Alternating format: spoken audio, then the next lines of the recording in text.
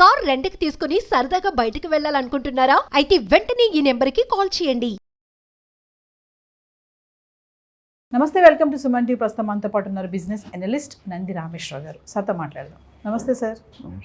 Sir, ఎన్నికల్లో గెలిచేందుకు ట్రంప్కి సహాయం చేసినటువంటి మస్క్ ఇప్పుడు ట్రంప్ పెట్టినటువంటి నిబంధనలతోటి విభేదాలు వస్తున్నాయి అంటే ఏం చెప్తారు?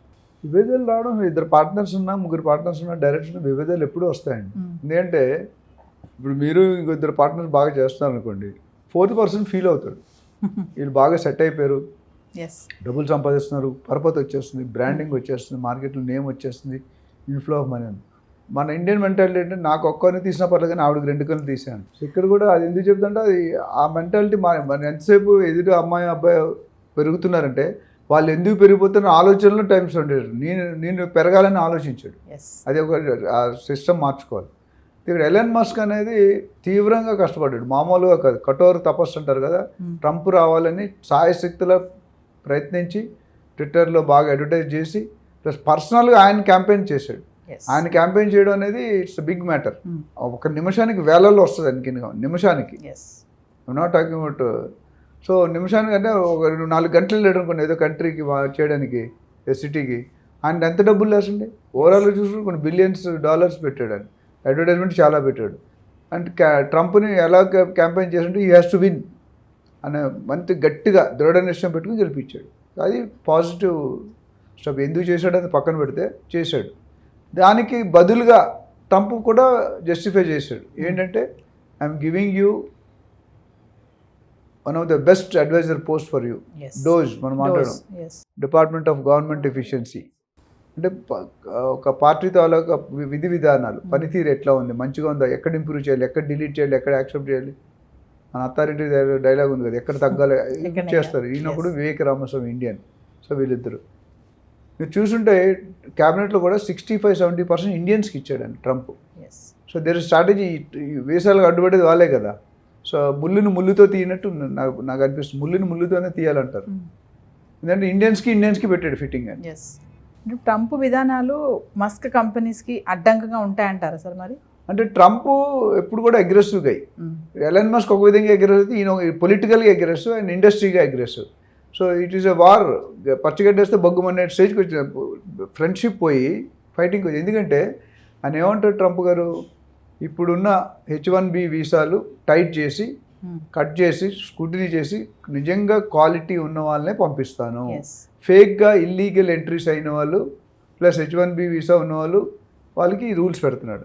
అయితే ట్రంప్ మన ఎలన్ మస్క్ ఎందుకు అపోజ్ చేస్తున్నారంటే, మీకు Elon Musk across the world various factories ఉన్నాయి, అందులో ఎక్కువ H1B హోల్డర్సే ఉన్నారు. ఈ డెసిషన్ తీసుకుంటే ఫస్ట్ ఎఫెక్ట్ అయితే ఆయనకి, ఆయనే అడ్వైజరు, ఇప్పుడు ఆయనకే ఎఫెక్ట్ అవుతుంది. సో అండ్ మీకు తెలిసిన సీక్రెట్ ఉంది అంటే తెలుసో లేదు, ఎలన్ మస్క్ కూడా ఇల్లీగల్గా ఎంటర్ అయ్యాడు అమెరికాలోకి. అది స్టోరీ. అందుకని ఆయనకి వాళ్ళకి వ్యతిరేకంగా ఉంటుంది. నేను కూడా ఇలా వచ్చి బతికాను కదా, వాళ్ళు పెద్ద వచ్చేవాడు అంత లేదు, ఇప్పుడు చాలా పెద్ద బిగ్ షాట్. సో ప్లస్ ఈ డెసిషన్ కానీ అమలుపరిస్తే ట్రంప్ కంపెనీస్ అన్నీ కూడా మేజర్ ఎఫెక్ట్ అవుతాయి. సో అందుకని ఆయన అపోజ్ చేస్తున్నాడు. అది ఎంతవరకు యాక్సెప్ట్ చేస్తాడు, ఎంతవరకు యాక్సెప్ట్ చేయడం అనేది you have to wait and watch. ఏదేమైనటికీ ఎలన్ మస్క్ ఎంత పవర్ ఉందో ఈయన కూడా అంతే. President is always powerful, but Elon Musk support చేస్తాడు కూడా. కరెక్ట్గా నో అంటాడా ఎస్ అంటే నడుస్తుంది, వార్ నడుస్తుంది. ఈయన వద్దు అంటాడు అని పెట్టమంటున్నాడు. మరి పబ్లిక్లో ఏమవుతుంది అనేది టైం విల్ టెల్ us. అంటే H1B వీసా పైన ఎటువంటి నిబంధనలు పెట్టొద్దు అని చెప్పేసి బృందానికి ఒక నోటీస్ ఇచ్చినట్టయితే ఒక వార్త సర్క్యులేట్ అవుతుంది సార్. దీన్ని ఎలా చూడొచ్చు? అవుతుంది. అఫీషియల్ జియో, గెస్టెడ్ జియో రావాలి కదా. ఇప్పుడు మనకి జియో నెంబర్ అని రిలీజ్ చేస్తారు. మీరు అనుకోవడం వేరు, దాన్ని అమలుపరచడం వేరు. ఇప్పుడు హైడ్రా వచ్చినప్పుడు కూడా జియో లేదని తర్వాత జియో రిలీజ్ చేశారు. జియో రిలీజ్ చేశారు కొద్దిగా కామెంట్. వాళ్ళు కూడా మన రంగనాథ్ గారు మొన్న న్యూస్లో చూశాను, ఈ 6 నెలలు 5 నెలలు చాలా నేర్చుకున్నాం, ఇటు పైన ఎవరు కూలగొట్టు అని చెప్పాడు. అంటే ఎక్స్పీరియన్స్. ఇక్కడ కూడా ఎలన్ మస్క్ స్వార్థంగా మాట్లాడతారు ఇండివిజువల్గా, ఆయన కంపెనీల కోసం మాట్లాడతారు. మిగతా కంపెనీలు ఏమున్నాయో తెలియదు, చాలా కంపెనీస్ ఉండొచ్చు అవి కూడా. But we have to see. ఈయన మేజర్ ఫస్ట్ ఎఫెక్ట్ అయితే ఈయనకే. ముళ్ళు వచ్చి అరిటాక్ మీద పడిన, అరిటాక్ వచ్చి ముళ్ళు ఉన్న లాస్ అరిటాక్కే. ఇక్కడ ఆ డెసిషన్ తీసుకుంటే ఫస్ట్ ఎఫెక్ట్ అయితే ఎలన్ మస్క్. అంటే lakhs crores of rupees ఎగిరిపోతాయి. ఎందుకంటే ప్రచార విషయంలో కూడా చాలా ఇంట్రెస్ట్గా హ్యాపీగా పార్టిసిపేట్ చేశారు. వాళ్ళ ఎమోషనల్ కూడా విన్ అయినప్పుడు చూసాం మనం వీడియోస్లో కూడా. మామూలుగా ఫైనల్గా సార్, ట్రంప్ అసలు ఎలాన్ మస్క్ మాట వింటారా? ఇలాంటిది ఏదైనా వస్తే ముందు ముందు అప్పుడు మీరు ట్రంప్ క్యాబినెట్లో పెట్టాలి నన్ను. ఎందుకంటే ట్రంప్ వింటాడు అనేది టూ ఎర్లీ అండి. మనం we are only spectator, actors directors అక్కడ, మనం యాక్టర్ లాగా స్పెక్టేటర్ మాట్లాడుతున్నాం, డైరెక్టర్ అక్కడ కూర్చున్నారు. సో వాళ్ళు ఏదో ఒక అండర్స్టాండింగ్కి వస్తారు అనుకుంటా, 50-50 వాళ్ళది ఏదో ఒకటి రాకుండా ఉండదు. ఎందుకంటే మీకు తెలుసు లేదు, ఇండియాలో బడ్జెట్ తయారైతే ప్రైమ్ మినిస్టర్ దగ్గర, ప్రెసిడెంట్ దగ్గరికి వెళ్ళదు. ఎవరి దగ్గరికి వెళ్తుంది? ఇండస్ట్రీ ఉన్నారు, పెద్ద పెద్ద ఇండస్ట్రీ పేర్లు చెప్పొద్దు, వాళ్ళు ఓకే చేసి వాళ్ళు టర్న్ పెట్టాక ఓకే అవుతుంది. ఏ గవర్నమెంట్ అయినా ఇప్పుడు అంటున్నారు కొంతమంది, ఈయన ఎలా గొప్పడయ్యాడు, అదాని ఎలా గొప్పడయ్యాడు, ఒకప్పుడు ఏమీ లేదు 10 సంవత్సరాలు 15 సంవత్సరాలు, ఇప్పుడు ఎలాగయ్యాడు, అట్లా చాలామంది Ambani, Adani, top groups. So అది ప్రాసెస్ అట్లా నడుస్తుంది, అట్లా అనుమతి అయిపోయింది. ఇక్కడ కూడా అది స్టోరీ అవ్వచ్చేమో, ఒక జస్ట్ డ్రామా కూడా అయ్యి ఉండొచ్చు కదా, వీళ్ళిద్దరు దెబ్బలాడుకుంటే బయట అట్రాక్ట్ చేయొచ్చు. వీ డోంట్ నో పొలిటిక్స్ ఏ కోణంగా ఆలోచించాలో. మీరు రావుగోపాల్లో అడిగితే చెప్తాడు, పైకి ఎవరైనా గెస్ట్ వస్తే హలో హలో హలో అంటే లోన్ ఇప్పుడే వచ్చాడు తిన్నాను అనుకోండి. అట్లా ఇప్పుడు వీళ్ళిద్దరి మధ్య స్టోరీ ఏంటో, ఎందుకు అసలు డిఫరెన్స్ ఆఫ్ ఒపీనియన్ వచ్చింది, ఇద్దరు ఒకే లైన్లో ఉండాలి కదా. లైన్లో లేకుండా అంటే పబ్లిక్లో డ్రామానా నేనైతే ఒరిజినల్లీ కరెక్టా? ఎందుకంటే అది రూల్ పెట్టాడు అనుకోండి, మేబీ విత్డ్రా అయిపోతుంది, అయ్యే ఛాన్స్ ఉంది. ఇప్పుడు ఆయన వెళ్ళిపోతే కూడా ఈయనకి లాస్ అవ్వచ్చుగా. అవును. సో ఏది ఏమైనా సార్ మన ఇండియన్స్కి అయితే మంచి జరుగుతుంది అంటారా?